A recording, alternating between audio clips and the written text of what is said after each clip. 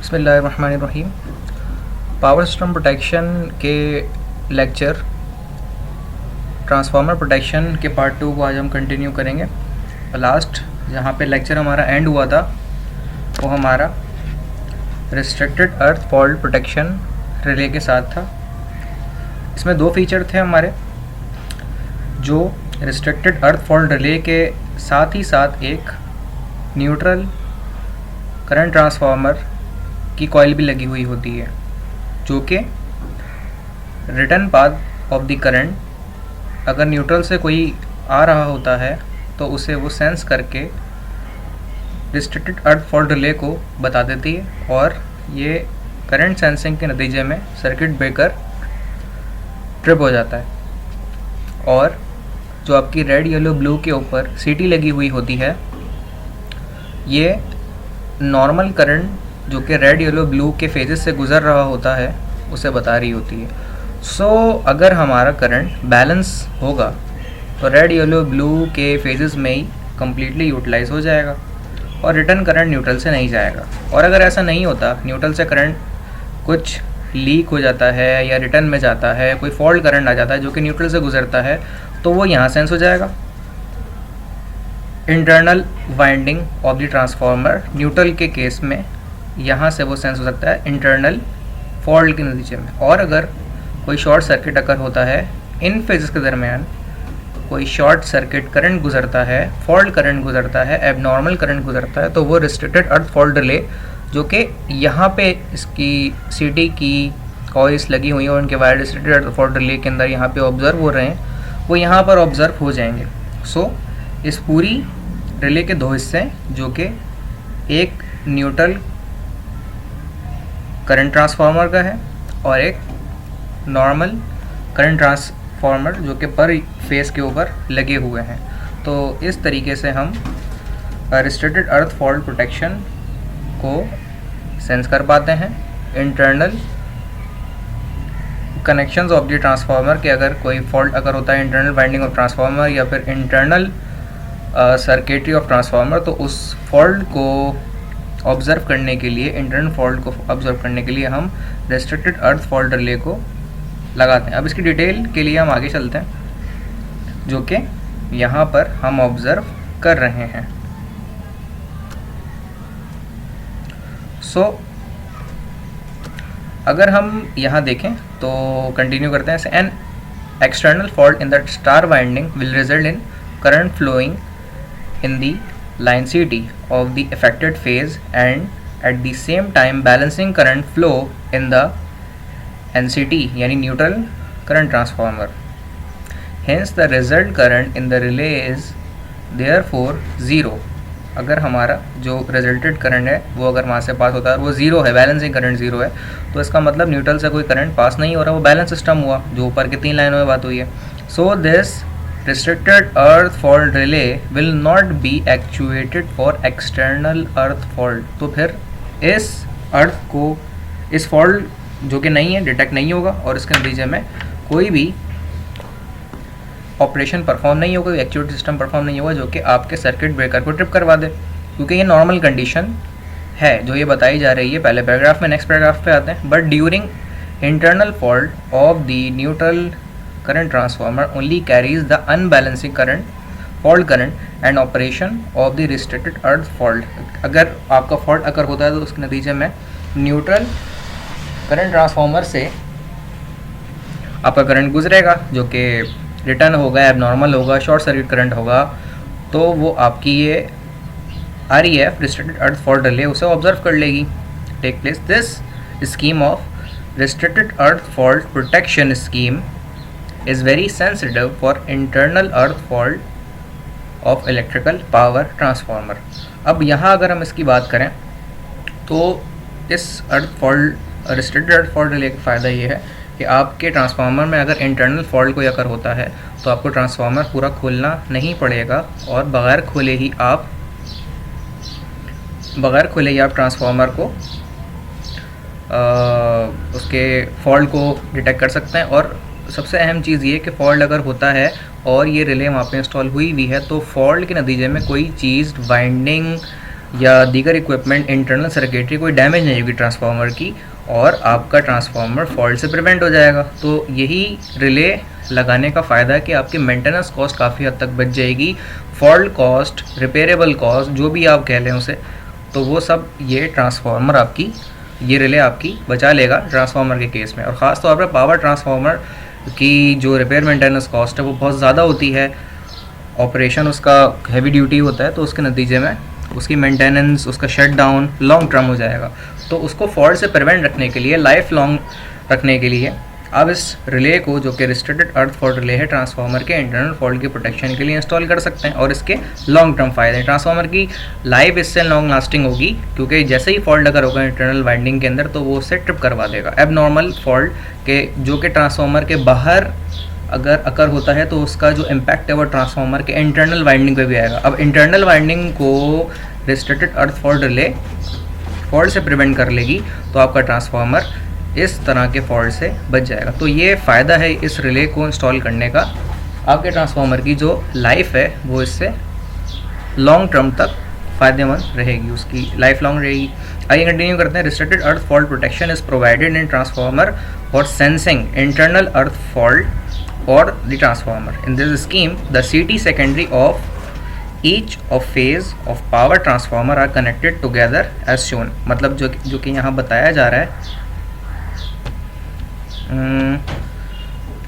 कि यहाँ जो लगी हुई है ये पर फेज जो आपकी CT लगी हुई है, इसको सेंस करा जाएगा। Secondary of the each phase of the power transformer are connected together as shown. Then common terminal are connected to the secondary of the neutral. और इनका common terminal secondary of the neutral पे connect होगा। अब ये देखें, ये common terminal आके secondary of the neutral पे कनेक्ट है, क्योंकि न्यूट्रल जो इनका होता है वो हमेशा, सॉरी ये वाला न्यूट्रल, ये न्यूट्रल सेकेंडरी होता हुआ ये भी कॉमन है और ये भी कॉमन है, और ये कॉमन होता हुआ रिस्ट्रिक्टेड अर्थ फॉल्ट रिले के अंदर जा रहा है, क्योंकि ये पूरी रिले ऑफ सेट कहलाती है। जो कि इस रिले में दो फीचर हैं। रिस्ट्रिक्टेड अर्थ फॉल्ट रिले के अंदर दो फीचर कौन से हैं? एक तो ये पर फेज़ और फेज़ टू फेज़ को भी ऑब्ज़र्व करता है, साथ ही साथ न्यूट्रल से गुजरने वाले करंट को भी ये ऑब्ज़र्व करता है। तो ये दो फीचर मिला के एक ही रिले में ये एक पैकेज है। So the common terminals are connected to the secondary of the neutral current transformer और neutral current transformer. The CT connected to the neutral of transformer is called neutral current transformer. Common सी बात है, आगे चलते हैं। Over current protection for transformer की अगर हम बात करें तो ये ट्रांसफार्मर अगर आप देख रहे हैं जनरेशन साइड का ट्रांसफार्मर है, जो कि स्टार टू डेल्टा ट्रांसफॉर्म कर रहा होता है। तो स्टार वाइंडिंग ऑब्वियसली न्यूट्रल जो है इसका ग्राउंड होता है। फॉर दी फेज़ बैलेंसिंग के लिए इसके न्यूट्रल को हम ग्राउंड करते हैं, और आपका जो 120 degree part of each other होता है वो यहाँ से मेंटेन रहता है। और दूसरी और मज़ीद बातें ये इसके लिए ये हैं कि ये बैलेंसिंग क्रिएट करता है, और दूसरा ये अगर फॉल्ट अगर हो तो वो यहाँ से न्यूट्रल टू ग्राउंड हो जाता है प्रोटेक्शन पर्पज़ के लिए। और भी बहुत सारे इसके फ़ायदे हैं जो मैंने फ़िलहाल सिर्फ दो बताए हैं यहाँ पर। सो फर्दर जो पर फेज़ है यहाँ भी एक CT लगी हुई जो कि ग्राउंड होती है, ग्राउंड और ग्राउंड। बाकी जो CT के वायर्स ऑफ द कनेक्शन है वो रिले और रिले के ऊपर आए हैं। ये ओवर करंट की एक ही रिले जिसके अंदर तीनों अलग अलग फेजेस आ रहे हैं कि अगर करंट यहाँ ज़्यादा हो जाए किसी दूसरे पे या तीसरे पे रेडियल में से किसी एक में भी, तो यहाँ पर करंट अपना ऑपरेशन परफॉर्म कर ले। 2 numbers of phase fault over current release, 1 number of ground fault over current relay. इस रिले के अंदर ये दो फीचर बताए गए हैं। तो 1 number of ground fault over current relay कि अगर आपका कोई ओवर करंट अगर हो जाता है तो उसको ग्राउंड फॉल्ट कर दें, यानी उसे ग्राउंड कर दे, उस फॉल्ट को ग्राउंड कर दें। और 2 numbers of phase fault over current relay का मतलब ये है अगर दो फेज़ के दरमियान आपका phase two phase over current हो जाता है, short circuit current, dead short circuit या एबनॉर्मल करंट हो जाता है जो कि फेज़ टू फेज़ हो, तो उसको भी ये ग्राउंड कर देगा। और अच्छा, यहाँ पर जो ये ग्राउंड लगा हुआ होता है, CT के एक कनेक्शन तो रिले में जा रहे होते हैं, दूसरा कनेक्शन ग्राउंड होता है। और ये ग्राउंड, ये वाला ग्राउंड, ये वाला ग्राउंड, ये वाला ग्राउंड और ये वाला ग्राउंड, ये सब एक ही ग्राउंड है। और ये वाला ग्राउंड भी, ये सारे के सारे एक ही ग्राउंड होते हैं कि अगर फॉल्ट अगर हो जाए किसी भी स्टेज फेज़ न्यूट्रल के एंड पे, या बॉडी कोई टचिंग कांटेक्ट हो जाए तो उसके नतीजे में भी आपकी फॉल्ट की प्रिवेंशन टूवर्ड्स द ग्राउंड हो जाए। तो उस पर्पस के लिए हम यहाँ पे ग्राउंड कनेक्ट करते हैं। तो हमेशा सर्किट ऑफ दी सीटी का एक टर्मिनल ग्राउंड किया जाता है। विदाउट दैट वो काम नहीं करेगा, रीडिंग सही नहीं देगा, तो ये मैंडेटरी है।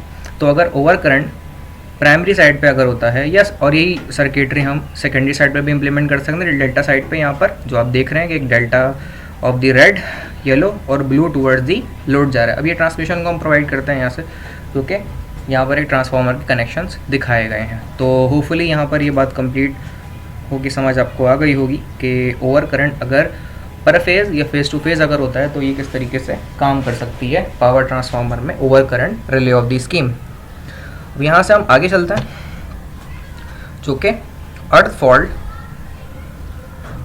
रिले की अगर हम बात करें तो ट्रांसफार्मर्स, अर्थ फॉल्ट और लीकेज प्रोटेक्शन, इस पर भी हम बात करेंगे ज़रा तफसील से। तो अगर आप ये ट्रांसफार्मर देख रहे हो, ये भी जनरेशन साइड का ट्रांसफार्मर है जो कि स्टार टू डेल्टा में ट्रांसफॉर्म कर रहा है आपकी पावर को।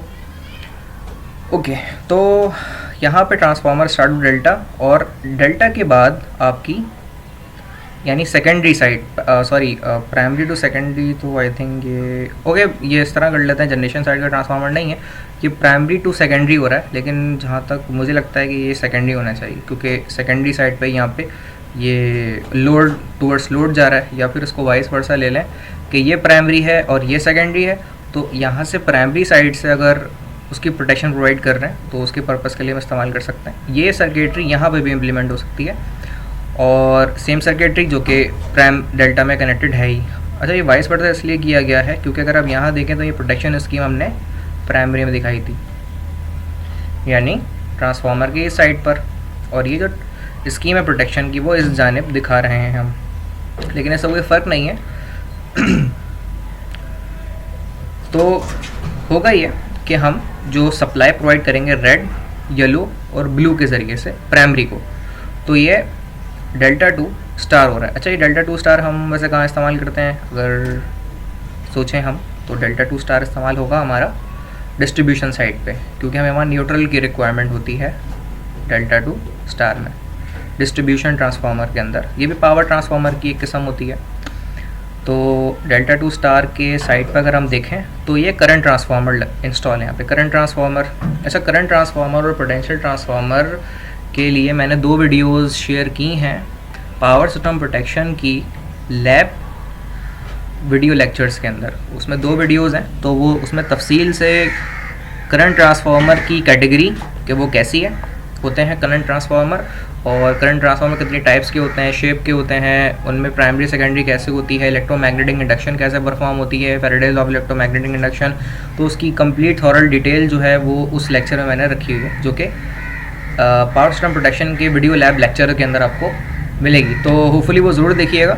तो मैं यहाँ जस्ट उसको समराइज़ करते हुए या कंपोनेंट को यूज़ करते हुए आगे बढ़ूँगा, लेकिन सीटी का जो थॉरल डिस्कशन है वो इस वीडियो में मैंने रख दिया है, वो ज़रूर देखिएगा। मेरी वीडियो नहीं है, लेकिन वो कोई इंटरनेट से ली गई वीडियो है, डाउनलोडेड वीडियो है, लेकिन उसमें सीटी का कनेक्शन, सीटी वीटीज़ के बारे में आपको एक थॉरल डिटेल मिलेगी। सो कंटिन्यू करते हैं। तो यूटिलिटी की साइड से रेड, येलो, ब्लू जो यहाँ पे मिल रहे होंगे, जो कि डेल्टा टू स्टार कर रहे होंगे, प्राइमरी टू सेकेंडरी कर रहे होंगे, तो ये एक ऐसी सीटी होती है जिसके अंदर तीनों फेजेस एक साथ गुजर रहे होते हैं, रेड, येलो, ब्लू, और ये एक ही सर्किल ऑफ द रिले है। ये सर्किल अगर आप देख रहे हैं तो ये एक ही रिले है जिसके अंदर से तीनों आपके रिले गुजर रहे हैं। अब इस सीटी की खासियत ये होती है कि अलग अलग सीटी की कॉस्ट से बच जाते हैं हम एक ही सीटी के अंदर। अगर किसी एक फेज से भी एबनॉर्मल करंट गुजरता है, अनबैलेंस करंट गुजरता है, फॉल्ट करंट गुजरता है, तो ये सीटी उसे सेंस करवा देगी और सर्किट ब्रेकर को ट्रिप करवा देगी। अब इसमें तीनों अलग अलग रिले पर फेज़ लगाने की ज़रूरत होती ही नहीं है। ये एक स्पेशल कैटेगरी ऑफ रिले होती है जो कि एक बड़े साइज़ की आती है, और ये ज़रूरी नहीं है कि केबल हो, ये बस बार भी हो सकती हैं। लेट्स से 20/10 की बस बार। 20/10 का क्या मतलब हो सकता है? 20/10 नहीं, 2/10 यानी 2 इंच चौड़ी और 10 इंच लंबी एक बस बार पर फेस पे अगर यहाँ लगी हुई हो वो, और इसी तरीके से 2 इंच बाय 10 इंच, और ब्लू भी 2 इंच बाय 10 इंच, ये तीनों बस बार का साइज़ ज़रा ठीक ठाक चौड़ा और मोटा हो जाएगा। उनमें बेसिक इनमें स्पेसिंग भी होगी और इनके एक टोटल डाया को कवर करते हुए कितनी बड़ी सोचें ये रिले होगी, जिसका एक ही डाया होगा जिसमें ये तीनों बस बारें या केबल गुजर रही हो, तो उनके लिए इंस्टॉल करते हैं। तो ये बस बारों के लिए भी लग सकती है और ये केबल के भी लग सकती है। ये बड़े साइज से रिले आती है और थोड़ी कॉस्टली भी है। और इसमें फ़ायदा ये है कि एक साथ तीनों करंट जो रेड येलो ब्लू यहाँ से गुजर रहे होते हैं उनको ये ऑब्जर्व करता है। फॉल्ट करंट अगर इसमें से कोई अकर हो जाता है तो उसको ये सेंस करके रिले को कॉइल को ऑपरेट करवा कर रिले को सर्किट ब्रेकर को ट्रिप करवा देती है। सो कंटिन्यू करते हैं इसको। तो जहाँ तक मैंने बात छोड़ी थी कि रेड येलो ब्लू इस एक रिले से गुजरते हैं आपके फेजेस, और उसके बाद ये प्राइमरी होती है और इसके अंदर से सेकेंडरी कॉइल ये कहलाती है। ये खुद केबल प्राइमरी है और सीटी इटसेल्फ सेकेंडरी है। तो प्राइमरी के मुकाबले में सेकेंडरी में इंड्यूस होगा ईएमएफ। वो ईएमएफ जो यहाँ पे आ रहा होगा करंट के नतीजे में, वो इस रिले ऑफ द कॉइल में जा रहा होगा। एक रिले है करंट, ये ट्रिपिंग कॉइल की रिले है ये सीटी, और उस रिले की ट्रिपिंग कॉइल जो के साथ यहाँ पर टूवर्ड्स सर्किट ब्रेकर को जा रही है। तो जैसे ही, और ये ख़ास तौर पे नॉर्मली ओपन होती है, जैसे ही यहाँ पे फॉल्ट अकर होता है तो ये कॉइल इस ट्रिपिंग सर्किट को नॉर्मली ओपन से क्लोज करवा देती है। जो कि यहाँ पर ये दोनों देखें जो टर्मिनल है ये ओपन है, तो ऐसे ये क्लोज करवा देगी। और जैसे ही क्लोज होगी तो ये सर्किट कंप्लीट होते हुए ट्रिपिंग सर्किट यानी सर्किट ब्रेकर को नॉर्मली क्लोज करवा कर सर्किट ब्रेकर को ट्रिप करवा देगा, जो कि इससे पीछे लगा हुआ होगा। यानी यहाँ की जानिब जो सर्किट ब्रेकर लगा हुआ होगा उसका ट्रिपिंग सर्किट यहाँ से ऑपरेट होगा और यहाँ से सप्लाई आना बंद हो जाएगी अगर यहाँ पर फॉल्ट कोई अकर होता है तो। अब इस फॉल्ट को ऑब्जर्व करना भी इसमें हो सकता है कोई लीकेज फॉल्ट और current fault, over voltage, over current fault, इन सब वोल्टेज नहीं करंट, कोई भी ओवर करंट हो, लीकेज करंट हो, या फिर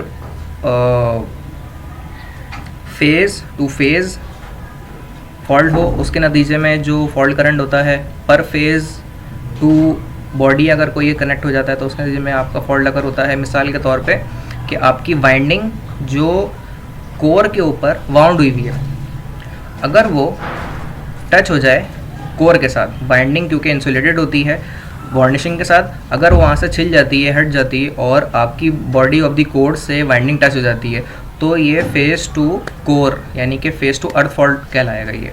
और इस अर्थ फॉल्ट के नतीजे में आपकी शॉर्ट सर्किट अगर होगा तो आपके कंडक्टर के अंदर से हार्मफुल अमाउंट ऑफ करंट गुजरेगा। तो ये वो सिचुएशन मैंने बताई है कि अगर आपका कोई एक फेज़ ऑफ द वाइंडिंग टकरा जाता है योक या फिर कोर से। योक और कोर हमने इलेक्ट्रिकल मशीन में डिस्कस किया था, तो होपफुली इसकी गूगल इमेज पे तस्वीर देखिएगा। ट्रांसफार्मर का योक क्या होता है, ट्रांसफार्मर का कोर क्या होता है, जो कि फैरेड कोर होती है। कोर के ऊपर वाइंडिंग होती है और योक कोर की सपोर्टिंग के लिए लगाया जाता है। तो अगर इनमें से कोई एक भी कंडक्टर ऑफ दी करंट से टचिंग कॉन्टैक्ट में आ जाता है, लीकेज हो जाती है, तो उसके नतीजे में फॉल्ट अगर होगा। और फॉल्ट अगर होगा तो वो यहाँ सीटी के ज़रिए से ऑब्ज़र्व कर लिया जाएगा और ऑब्ज़र्व करने के बाद सर्किट यहाँ पर जो कि ट्रिपिंग सर्किट है सर्किट ब्रेकर को ट्रिप करवा देगा। तो ये अर्थ फॉल्ट के नतीजे में ट्रिप होने वाली एक रिले है जो कि अर्थ फॉल्ट कहलाती है, अर्थ फॉल्ट रिले। और अर्थ फॉल्ट रिले काम कैसे करती है डिटेल हमने यहाँ पे डिस्कस कर ली है। ये फिगर थी हमारी ट्रांसफार्मर, अर्थ फॉल्ट और लीकेज प्रोटेक्शन। अर्थ फॉल्ट का मतलब हमने डिस्कस कर लिया कि अगर कोई भी आपका फेज़ टू फेज़ कांटेक्ट हो जाता है, फेज़ टू बॉडी कांटेक्ट हो जाए, फेज़ टू कोर कांटेक्ट हो जाए, फेज़ टू योक कांटेक्ट हो जाए, तो उसके नतीजे में आपका वो फॉल्ट अर्थ करने का मैकेनिज़्म है। और अगर ख़ास तौर पर आपकी वार्निशिंग बाइंडिंग से हट जाती है, जो कि internal circuitry of the transformer होती है, उससे अगर हट जाती है वार्निशिंग कोई और वो कांटेक्ट टच हो जाता है आपके ट्रांसफार्मर के कोर से इंटरनल सर्किटरी के अंदर, तो वो लीकेज करंट भी वहाँ से फ्लो होगा और उस लीकेज करंट के ऊपर ट्रिप करवाने का भी यही मैकेनिज़्म होगा। तो होपफुली यहाँ तक हमने ये पूरी डिस्कशन कर ली है ट्रांसफार्मर अर्थ फॉल्ट प्रोटेक्शन रिले के ऊपर। अब हम आगे चलते हैं यहाँ से। तो अब यहाँ पे ज़रा डिटेल मज़ीद डिस्कस करते हैं। ये भी एक सर्किटरी जो कि प्राइमरी टू सेकेंडरी है, उसी डायग्राम को आगे कंटिन्यू किया गया। यहाँ पर रेड येलो ब्लू की आपकी सप्लाई ऑफ द यूटिलिटी है, जोकर जो कि आ रही है, ये आपकी सिटीज़ लगी हुए हैं। अब अलग अलग सिटीज़ लगी हुई हैं, जबकि इससे पहले वाली डायग्राम देखें तो वहाँ पर एक ही कंबाइंड सिटी लगी हुई थी। तो ये दोनों ऑपरेशन बताने का मकसद ये है कि ये दोनों चेंजेस आप देखें कि एक कंबाइंड सिटी भी होती है और इंडिविजुअल सिटी पर फेज़ भी कनेक्ट की जाती है। अवेलेबिलिटी पे भी डिपेंड करता है, साइज़ पे डिपेंड करता है। अच्छा, उसके बाद जो है ये तीनों सिटीज़ ऑफ द कनेक्शन आपके ओवरलोड रिले के ऊपर आ रहे होते हैं। अब ये डिपेंड कर रहे हैं कि यहाँ पर आपका इंडक्टिव लोड है, रेजिस्टिव लोड है या इंडक्टिव लोड है। फर्दर मोर ये रिले का ओवरलोड रिले के अंदर का इंटरनल सर्किटरी यहाँ पे दिखाई गई है, और इसी के साथ रेजिस्टिव लोड के साथ अगर इंडक्टिव लगा हुआ है जो कि अर्थ फॉल्ट रिले को यहाँ पे रिप्रेजेंट कर रहा है।